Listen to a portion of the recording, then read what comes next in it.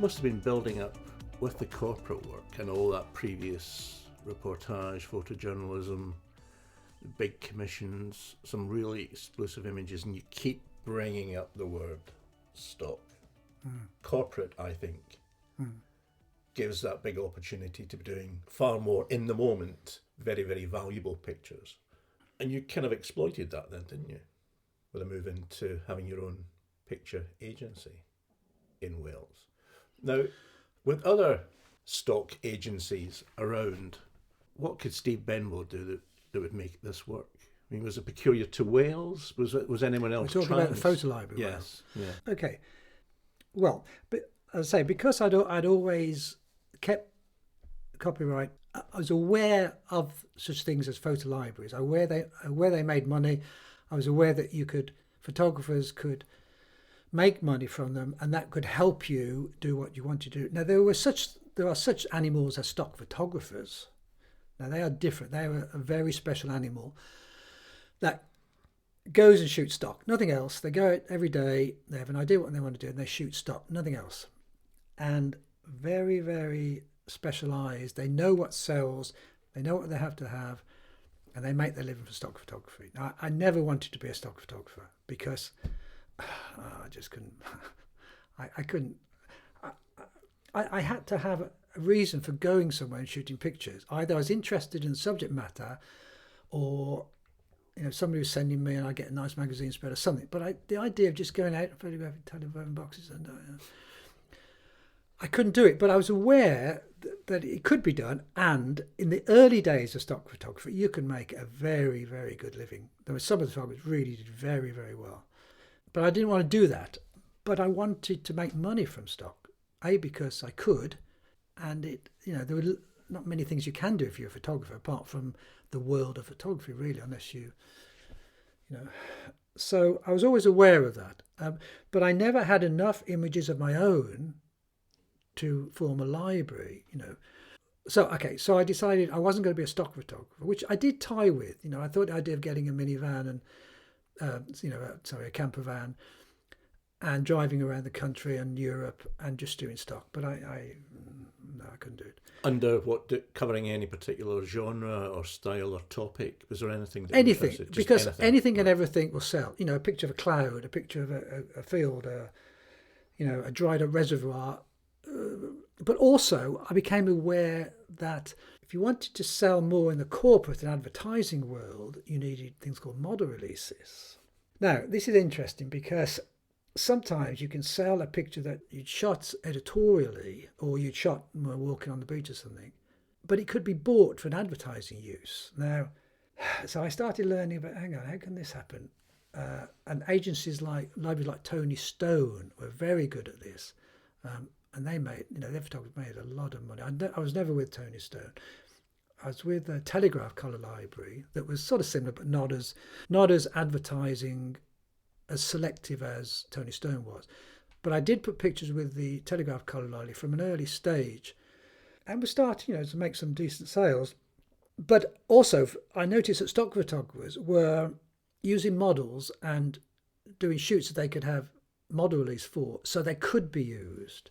Now, the way I did this, I use friends and family, and we sold an awful lot of my to kids, when they were babies growing up, because I got total model release. I photographed my mother at home, I photographed my gran in hospital, bless her, because I could do it, and I knew I got model release, and I could get perhaps better pictures than others because of my family, so I was more intimate pictures. So I started, doing a lot more of that and being aware that they could be used as stock. And in fact, one picture which I shot at the beach on Port Talbot. I think I was doing a story on Port Talbot, sort of rundown of the steelworks and unemployment and all that. And I happened to photograph a woman, an elderly woman in a dress, kicking a football in front of her. And she's kicked it up. And I put that with, maybe it was a Telegraph, I think. And it was a nice picture, it's black and white. It was a nice sort of, human picture. It got picked up by an insurance company and they used it for their major ad campaign. It's the only time I've ever had a big use like that. And I probably got 15 grand for that picture, for that single picture, because it was used for them. But then I got a call from the daughter of this woman. This woman happened to be, because I didn't speak to this woman, I did it on a long lens. But I thought, well, I'm not making it look silly. It's a lovely picture. I thought she'll love it. So I didn't feel anything bad about doing that picture.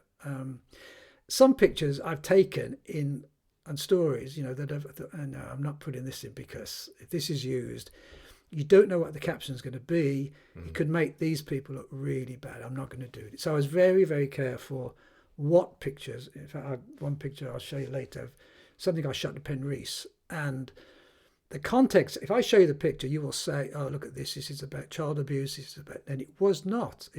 But the picture, you could interpret as that. Now, if I put that out, and that was picked up by some, I could live with myself, So I was very careful not to do that. But this picture didn't fall into that category. And I made a lot of money. But I had a call from a daughter saying, this is my mother. She didn't give you permission. Da, da, da. I said, well, yes, I know. I'm aware of that. But it's a nice picture. It's not making her look silly or bad or anything. Would she like a print? Oh, well, okay. Everything changed. Oh, I'm sure she'd love a print. So I got her address, sent her prints in Germany, had a nice letter back, So those things happen, but you've got to be aware.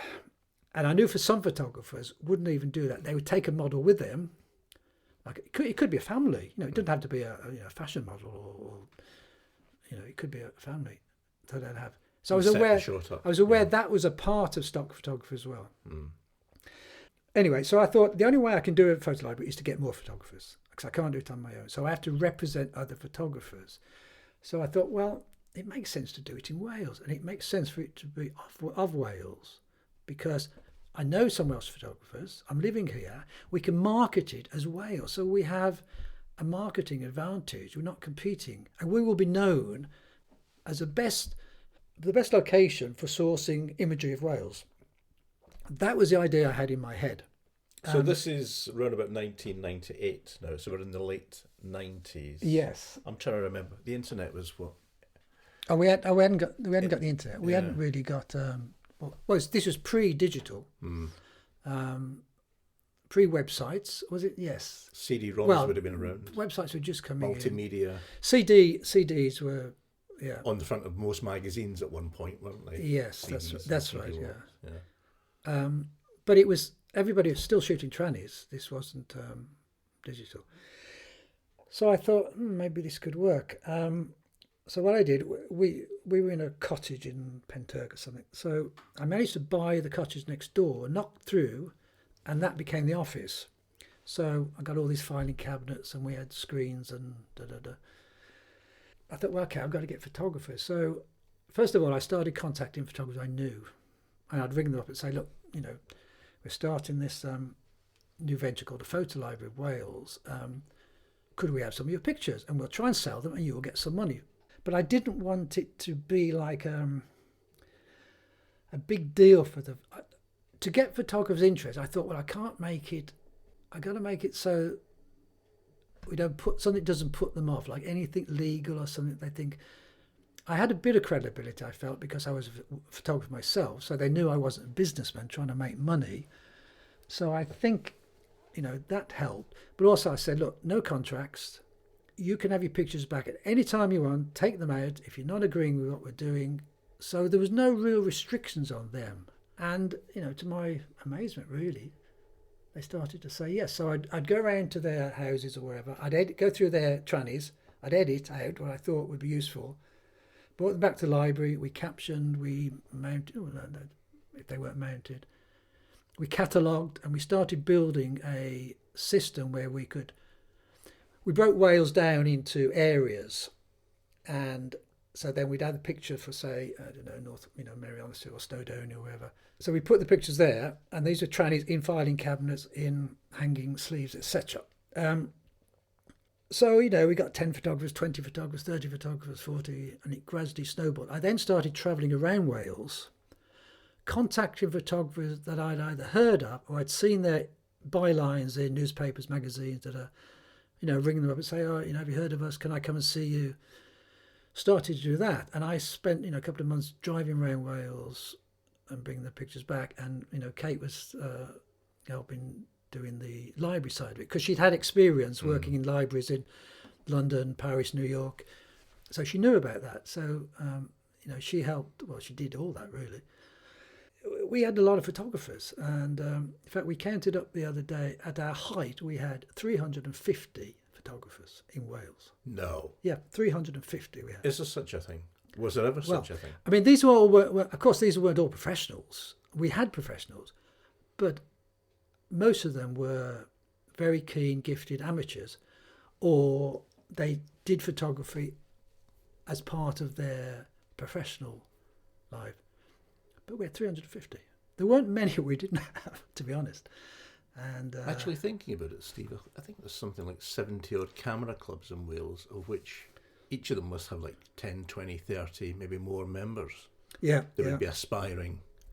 Maybe that's not surprising. Yeah. But, and what amazed us was how good some of them were. And we had a wide range. We did have some news reportage people. We had sport. We had aerial, we had architectural photographers, we had wildlife, we had underwater photographers. So we were beginning to build up a real good cross-section of imagery of Wales, in Wales. And it got to the point where we were the largest archive of contemporary. We had some historical, but not many. But contemporary Wales? Contemporary Wales, we had the largest collection anywhere. So who were the clients then? Where was the work coming from? Well, then I started contacting magazines, newspapers, book publishers, television, anybody that used imagery, calendar companies, absolute anybody that I could think of that might use imagery of Wales. And when we started, we were selling pictures to the Welsh Tourist Board. Even they wanted, because we had better pictures than they had. And we were very quick, we were very efficient. We could get pictures to them. Initially... Oh, the irony. So suddenly they were licensing an image without having to own it. Yeah. Initially we were having to send out transparencies by post because everything was tranny-based, which was expensive, to send them out. But we did it. Then gradually digital came in. So we started scanning then. So we had to have people. We had about, at the height, we had about 4 or 5 people in the library scanning, nothing else, scanning 35mm and 120 images. It was mainly 35, we had some 120, which is quite time consuming. And, but we knew once we got them, then we'd have digital images. Then digital photography developed to such a stage where photographers were shooting digital. So then we could say, okay, send us your pictures on disc rather than trannies. So they would post discs into us or drop them off. So it changed from... When you were sending the trannies out, were you insuring those? Was there an insurance involved in terms of... Yes. Yeah. Oh, well, yes. That was interesting because we would insure them from transit, from us to them. But you know what it's like in some of these, particularly on newspapers and magazines, on picture desks, they've got pictures all over the bloody place. They're under there. The pictures get lost. Pictures get damaged. They send it to the printer. The printer cuts it open, trying to open. Oh, sorry about that. That's just sliced through a quarter of your tranny. But we were part of, what was that group we were part of? We're part of some organisation that supported us. I forget what the name of it now. Picture Library. So there's a Picture Library Association that we joined. Anyway, but part of it was if they lost one tranny, £200 they would have to pay. Now we did have a couple of instances where they lost a sizable amount of imagery. If they'd lost 50 pictures at £200, that's a bit of money, and they had to pay it. And they would pay it because we would then tell the other libraries and they'd get blacklisted, they wouldn't send them. And what we were doing, we were paying the photographer 50% of any sales they would get. So even if they lost their trannies, they would get 50% of, quite a few £1,000s. And we were starting to send really quite sizable checks out to photographers. We had some photographers who sent us a lot of pictures. Every week they were sending in pictures. We had a few that was constantly sending us hundreds and hundreds, if not thousands, of pictures. Some were sending half a dozen twice a year. So we had that cross section of the amount coming in as well. Was there any particular type of work that was selling well? Yes, we had one photographer called, and this is actually his name, called Billy Stock, which is kind of strange. That is his name, and he was interesting because he was very good technically in terms of using filters and making his pictures incredibly punchy. They were very colourful. He'd always use very slow exposures, probably 5-10 minute exposures on some landscapes. And he was using filters to really get very, very punchy, colourful, warm, exciting imagery. When you put that against another picture of Millennium State or whatever, it stood out because it just punched you, He was probably our best seller. He loved putting full moons in night shots as well, but he was so good at it, you couldn't tell. In fact, I even contacted Coke and Filters and said, look, this guy used your filter. He's bloody brilliant. You should give him a lot of money.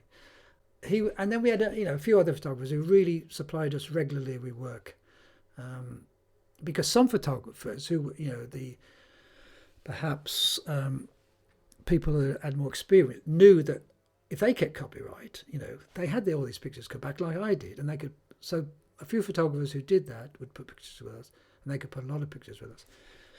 And we were sending out, really sizable amounts of every month. We'd send out, and then I did a newsletter as well. So we'd have a newsletter saying, this is what we sold, this is who we sold it to, this is this. So the photographers had an idea what pictures sold, who they sold to, and some idea of the money they were getting. So I was trying to focus their shooting. This is what's working. To say what's working, yeah. And it worked. It really worked well, didn't it? For the first 5-6 years, because we were the only people, Were any other small agencies springing up? Was there any competition starting? Not really. There was one small existing agency, can't remember, but not really on our scale, and certainly nobody had the amount of, we had most of the photographers really. What about things like sport? Yeah, we had a sports photographer. We had a lovely guy who did nothing but sport, and he was shooting for sport, or I forget what the organisation was called there, but they would commission him to photograph, maybe do portraits of a sports star, and we would get his pictures. What about local or national press within Wales and magazines? Were they? No, we wouldn't sell to not Western Mail. No, they got they get their own. Or maybe we did a couple of times, but certainly national, everything national. But we'd sell to the BBC, the political manifestos every year. They'd buy our picture. We had one year the Labour Party manifesto had all our pictures. Every picture was our picture. Because then we started getting known as what type of pictures we had, and we were getting more and more photographers, and it really worked well. It worked very well. Do you remember if there was any kind of discipline amongst? I guess this is more the professional photographers, but you must have been trying to say to these 350 odd photographers, was there any discipline in captioning? And we call it metadata. Did you know what you were actually handling? That's interesting. Where? That's interesting, captioning. Some were better than others. Some were very, very good. They would give us very good captions. Some were not. And sometimes we'd have to kind of work out where the bloody places were ourselves. Kate did. So we got quite good at knowing where places were in Wales just by looking at an image of Wales. We got very good at that. Some were better than others. Sometimes we had to spend a lot of time captioning, because also the captioning had to fit in with our system. So it's no good them saying West Wales. That we had to know where in West Wales. Often we had to ring them back, say where is this? We had to know exactly what village, where it was. Yeah, that was something we had to do, and we did. So how were you managing the library? It was a database. Was it bespoke, or were you using some kind of off-the-shelf package to actually?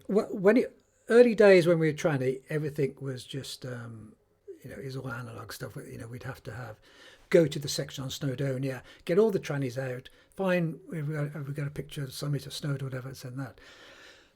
When it became digital, then we realised we had to have a searchable website, and everything had to be digitised. Then things changed. Then we commissioned a digital, a searchable website. Then all our images were captioned accordingly. Were those just on the site? Were they just thumbnails and previews? Yes, on the site we had very low resolution, 72 dpi, low resolution images that had a watermark, because in those days you couldn't really take watermarks off very well. So we had a watermark, and then I think, did we have a map on the site? So, or you could search, say, Cardiff. You could search, say, Cardiff Bay, Cardiff. You could search on that, and that would bring you up pages and pages and pages of images of Cardiff Bay. So you go through, you note the reference number of that image, and then the client would say, okay, we want this reference number. Can you? And then we would email a high resolution, a 300 dpi image of that. That's how we did it. Because back in even those days, I mean, storage was expensive. We had our office looked like sort of Blackpool illumination. We had so many flashing lights, and because we had everything was we probably had 24 hard drives daisy chained, all with different lights on. You go there at night and it was wonderful because you had all these lights. So we were storing on hard drives, but I had a backup across the road in a neighbour's house where he had all the backup hard drives in case we had a fire or something. Yeah, I was very conscious of losing everything, because if we'd lost that, we'd have lost a whole lot.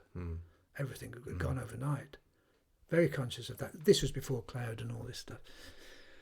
So storage, yes, it was necessary, but we bought the hard drives and we did it. So why did you stop?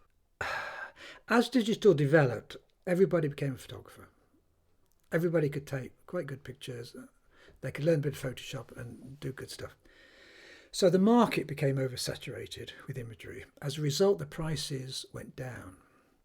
So I was finding I was sending photographers less and less money, and I started feeling bad about that, because when we started, I probably shouldn't say this, but to try and encourage the photographers, I would send them more money than they'd earned, which I shouldn't really have done. But I thought, this guy is good. I want him to keep sending to money. I've only sending him a cheque for £60. I want it to be more. I'll double it or whatever, just to try and encourage him to send more pictures in. Obviously I couldn't do it with every photographer. But in the end, I was sending out smaller and smaller cheques, and I thought, this guy or this, they weren't all guys. There were some good female photographers as well. I feel bad about sending this guy £25 check. I thought, I can't keep doing this. Also, Alamy started. Now, I don't know the people that know Alamy, but Alamy started in Oxford or somewhere by a guy who had a lot of finance behind him. And, started very well, very, very good website. And they started to get photographers sending zillions and zillions of pictures. Now, of course, Welsh photographers started sending pictures in. So we were competing at Alamy now. Now, Alamy was selling in bulk. They had lots of pictures, lots of photographers. So their prices were, good. Well, at one point they were good. So photographers were making good money from that. So why should they send to us and not Alamy? And because Alamy was much bigger, they could make more money than we could make for them. So it made sense. I couldn't blame them for sending to Alamy. So we were competing against a very, very big competitor. The other real problem, which is the problem that pissed me off more than anything, was organisations giving away images free. And a big problem was with the Wales Tourist Board, which went on to become Visit Wales. So years ago, when I used to work for Wales Tourist Board and other photographers used to work for them, you used to get an assignment, shoot the pictures, give them what they wanted, all the best stuff you keep for yourself. Well, not all the best stuff, but you made sure that they had good stuff, they had what they wanted. But they didn't really want the other stuff because they had no library to put it. What were they going to do with it? Just sit there. So they didn't mind if you had the other stuff and you could market it. Obviously, you wouldn't compete with them, but you could market it.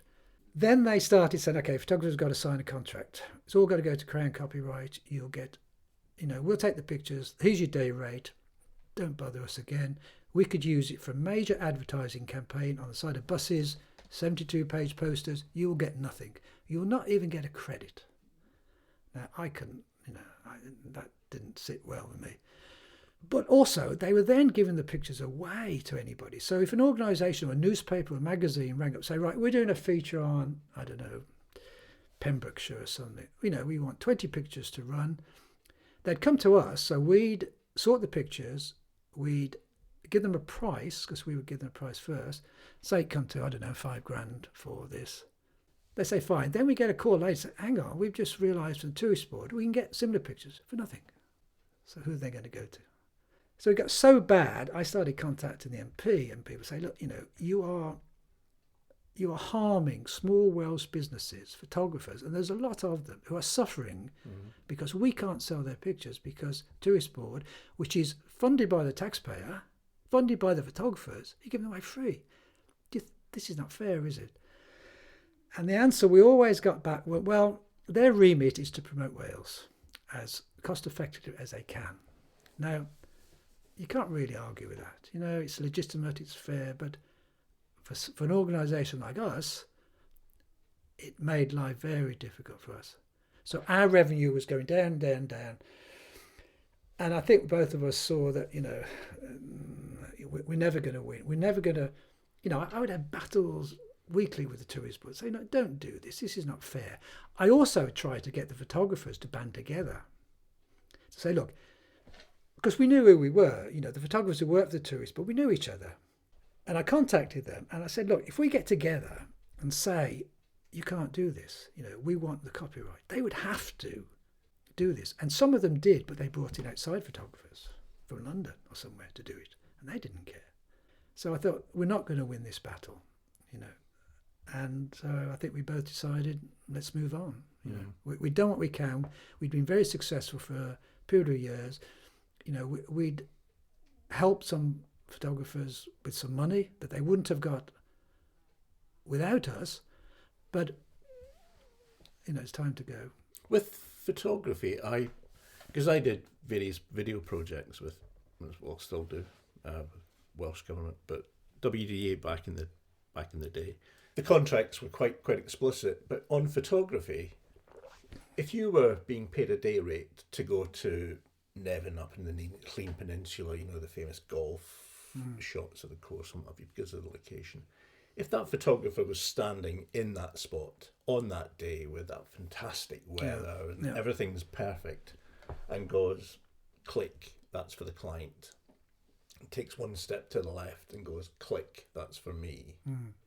Was there anything in the contracts with the client that would not allow you to use your own version of that photograph? Not as far as I'm aware, because I wasn't working as a photographer when this came in, because I'd stopped. I wouldn't have done it anyway, but I've never signed a contract ever. But I wasn't aware that it said, but I don't think it said that. You'd have to ask a photographer that's working with it. I don't know. All I know is that it says assignment that we have the right, it goes to Crown Copyright, we can use it for anything, and you have no, you sign your name. That's as far as I assume it said. I don't think it said that because photographers would have done it. And they didn't do it. So I'm assuming that it didn't say that, but I could be wrong. So you'd had enough? Yeah, it wasn't going to get back to the good old days, put it that way. So we decided, let's do something else. So how long did Fotolibrary Wales last? It started in 98. I did make a note, so was it 10 years or 12 years or... Because I think 2010 was when you started video. Sorry, I started video was 2010, so whatever that is, yeah. Was video creeping into the Fotolibrary scene then? Well, I was aware that, I think, I knew that Getty Library and Alamy had started doing videos, clips, footage, 5-second generic clips of waves crashing on a beach, like that. And I thought, could we incorporate this in Video Wales? And I sort of explored, but there weren't that many people doing it. And we'd competing with Alamy and Getty, and we couldn't do that, And also, very time consuming to edit and to get a consistent format. Photography shooting on different cameras.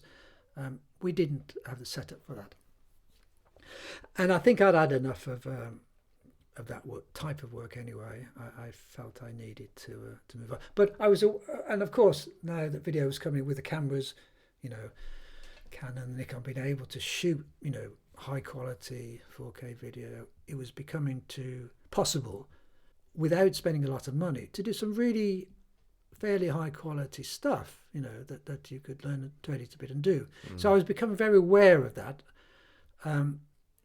but I wasn't really doing it myself at that stage, no.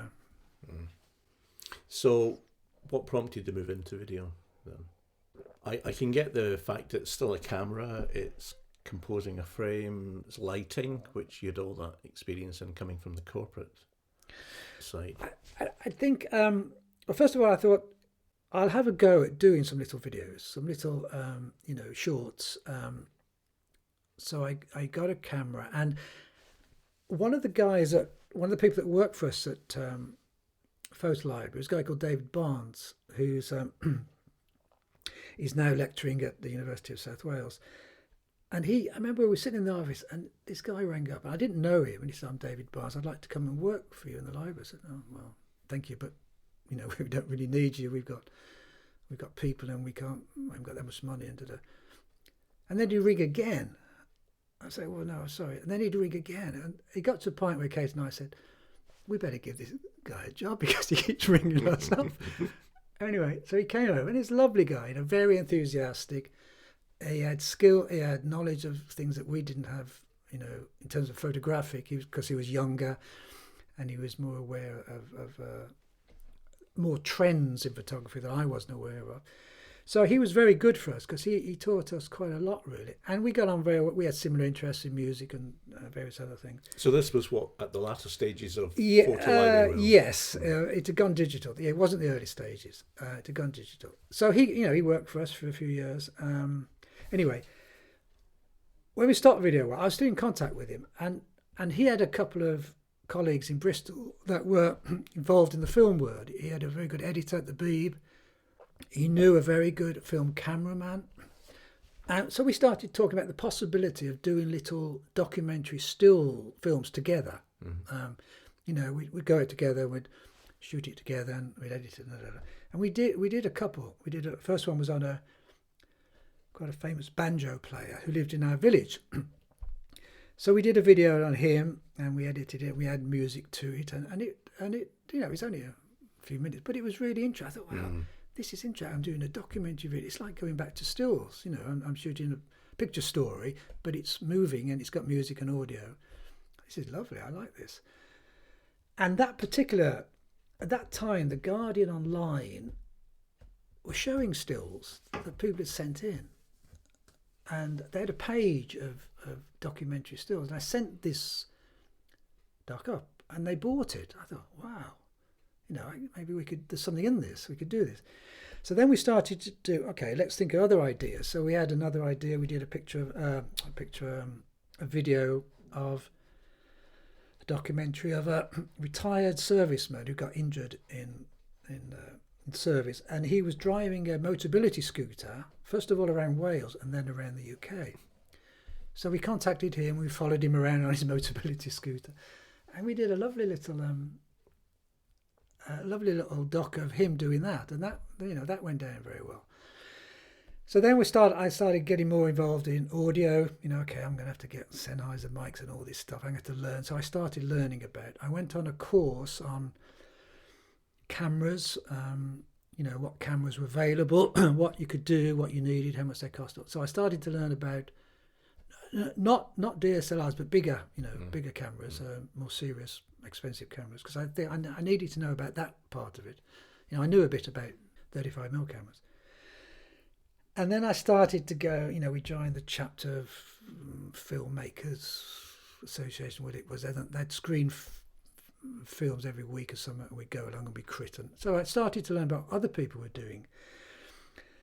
So I really did start to get a bit more interested. And then I thought, well, Now I bought a Blackmagic camera. I don't know if you know Blackmagic, but you know, it's a really nice camera that I could work with. Very good quality video, and it felt like a camera. So I started doing some stuff on that.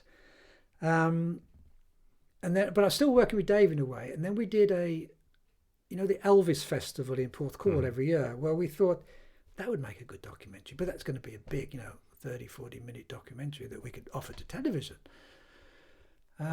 Okay, but we're going to have to up our game if we're going to do that. We can't do that with. So Dave contacted the people he knew, the editor, the film cameraman. I hired quite a big camera. I had the same guy working with me. So we had two crews. We had two camera crews with, tethered to the same guys. So we contacted the organizer of the Elvis Festival and said, we really like to do this documentary on the, not looking at outside, but looking in. We want to follow you around. We want to follow all the problems you have, trying to organise this bloody, all the hassles you have with politics of, are you interested? And he was a very interesting guy, and he went for it, yeah. So he gave us total access to him and the inside of and it's quite an interesting setup to make this thing work. It's quite a big event for the town itself. So we spent, I think it went on we spent about a week on it altogether at Porthcawl. So we did all this, and then we had an enormous amount of footage that we had to edit. And then, to be honest, I was moving on to other things, and Dave was really into it, and he took it over. It became his baby, and he arranged the editing, and I didn't really get involved in all that, but the concept and all that. And he did very well. He'd had a screening, he'd had a cinema screening, and he was entered in one of the national documentary festivals, and it was really good piece of work, I think. Mainly down to Dave, because he put an incredible amount of work into it, and I think it was good for him as well into the things that he went on to do, and he's obviously still doing. But so by this point, you've invested in your own professional development, moving into kind of looking at video, sound. So commercial must appear. Oh, that was the other thing. We weren't making any money. So I thought, okay, this is really interesting, doing work I want to do, but I'm not making any money. So I thought, okay, the only way to make money, it goes back to photography, is to do corporate. Is to get involved, because it's the only place where there is money. So I started finding out about the corporate use of photography, and how you do corporate films, and what particular clients would be approachable for that. But again, I said, okay, you can't do this on your own. I had to have, a film is not about, normally it's about involving other people. So I contacted a photographer friend called Simon Regan, who I knew, a studio photographer, and said, look, if we do this, would you come in to do the technical camera side? Because Simon, as you know, he's just a genius. He can do anything. That we got to have him because he can do what I can't do. And he was good, yeah. He wanted to come on board. David Williams, another photographer friend, he had quite a bit of equipment. So I thought, if we pool our equipment, we've got good cameras, we've got lights, we've got stands, we've got Sennheiser mics, I knew a sound guy who works with the Beeb. He was interested in coming in and working with us. So we started to get a little team together, I thought, well, okay, we need a writer, because, we're going to have to script these things. We can't just go in. And I met a playwright called Neil Bebber. And he, he writes really serious playwright stuff for the Arts Council and things, and to theatre companies. So he's very serious on that level. He was quite up, but also he was very good at writing corporate, corporate screenwriter. He could put his hand to anything. So I said to him, would you be interested in coming into being a screenwriter scriptwriter for us for that? And he was interested. So then we had a nuclear 4, 5, 6 people. So I thought, okay, we can do it now. We can start. And I knew there were existing video companies, much more established than we were.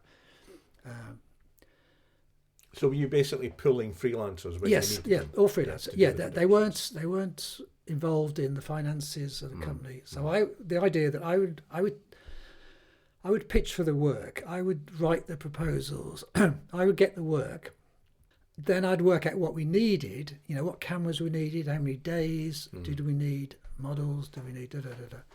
We shoot it, and then we get the edit. We do that. I got better at editing. I quite liked editing. I found that quite.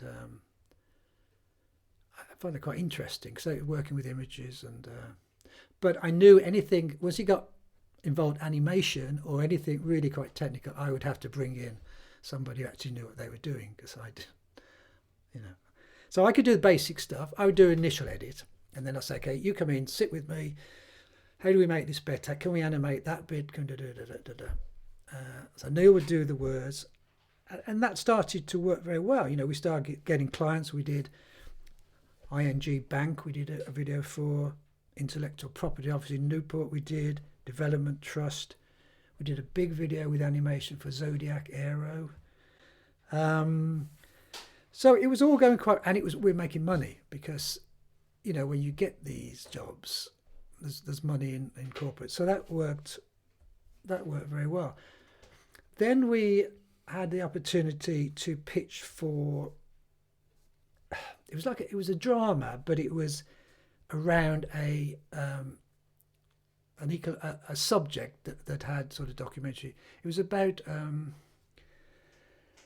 how we were using the Earth's resources and we were not replenishing them, and how if we had to change. So it had a sort of social theme, but they wanted it. They wanted actors and they wanted a drama situation. Anyway, a guy at the university, Professor Kelvin Jones, he was a driving force from this was commissioned by the Cardiff University. He was the driving force behind it, and he'd managed to get quite a bit of money from various departments to produce this film. And he wanted to work on the script because he had lots of facts that he wanted to say, this is what's happening to the world, solar power is producing this, if we don't, all these kinds of facts and figures. He wanted woven into the fabric of the dialogue to make it not only interesting and quite fun, but to actually say something. So we went to the interview, we pitched for the job, and to my amazement, we got the job. I thought, wow, okay, this is big. This is something I've never done before. We talk actors. We're talking about proper screen. This is proper television. I can't do this. So so after the panic had died down a bit, I thought, okay, well, let's have a go. What can possibly go wrong? So I thought, okay, we can do it, but I can't do it like a proper company would do it. We can't do these reverse angle dialogue shots because I don't know how to do it. I've got no idea how they do it. We haven't got the gear to do it. We haven't got the crews to do it. And they wanted to start shooting in about 10 days. We got the actors. We had to, we had to about 6 actors. So we got them set up. We got the script pretty much set up. So I thought, how am I going to do this? And I'd always been interested in film, aspects of film, particularly black and white. But I particularly liked there's a Swedish director called Roy Andersson. I don't know if you know of his work. But he does a lot of commercials for Swedish television, but he's also done some features. He did a thing called Songs from the Second Floor. And his biggest one was A Pigeon Sat on a Branch Reflecting on Existence. And these are really weird things, being Swedish they would be. They're very surreal and very stylized. But what he does, he sets the camera up in a fixed position on a wide angle, and that's it. So all the action happens in front of the camera. So he very cleverly uses windows, he uses open doors, he uses hallways. So you can see a scene, and the scenes are very long. So they're very long takes, probably 5-10 minutes of one. Single camera. Single camera, wide angle. And, I don't know anybody else that does it this way, but he's famous for it. and but also his use of humour. The situation very funny, very, very dark humour, and sort of Scandinavian type humour. And I thought, well, if I adopt this situation, I can do it this way. As long as I work out how the scene works and the action works, and it'll be easy. We can light it. We can have a camera. So we did it that way. And Kate was one of the actresses because she obviously could help the other actors with everything. So Kate was one of the people in the film, and we did it and we produced it and it went down very well. We had a red carpet screening at in Cardiff at Cineworld.